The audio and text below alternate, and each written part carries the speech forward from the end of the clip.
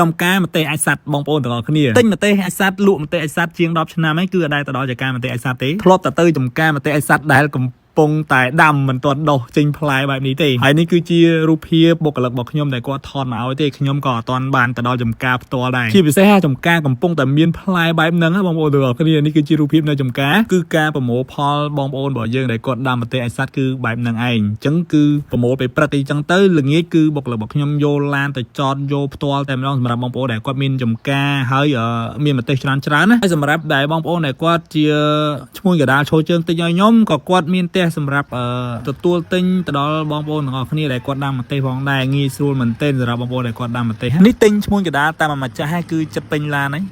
ឈុតសាប៊ូកក់សក់របស់ខ្ញុំគឺចិត្តចូលស្តុកទៀតហើយសម្រាប់បងប្អូនដែលមានបញ្ហាសរសៃសក់បែបណាក៏អាចប្រើបានដែរគឺគុណភាពល្អមែនទែនប្រើតែម្ដងគឺឃើញផលហើយសម្រាប់បងប្អូនដែលគាត់ប្រើថ្នាំកមុំគឺគាត់ដឹងហើយប្រើតែមួយគ្រាប់តឹងណែនដោយការពីកមុំ3គ្រាប់បាត់ធ្លាក់សចឹងចំពោះសាប៊ូកក់សក់របស់ខ្ញុំក៏ដូចគ្នាប្រើទៅគឺឃើញផលភ្លាមតែម្ដងចឹងសម្រាប់បងប្អូនដែលមានបញ្ហាសរសៃសក់បងប្អូនសាកប្រើមើលទៅគឺគុណភាពល្អមែនទែនមកដបត្រឹមតែ 30,000 រៀលទេបាទពេលបងប្អូនទៅទិញថ្នាំកមុំនៅក្នុងផ្សារកុំភ្លេចសួររកសាប៊ូកក់សក់ផងបាទ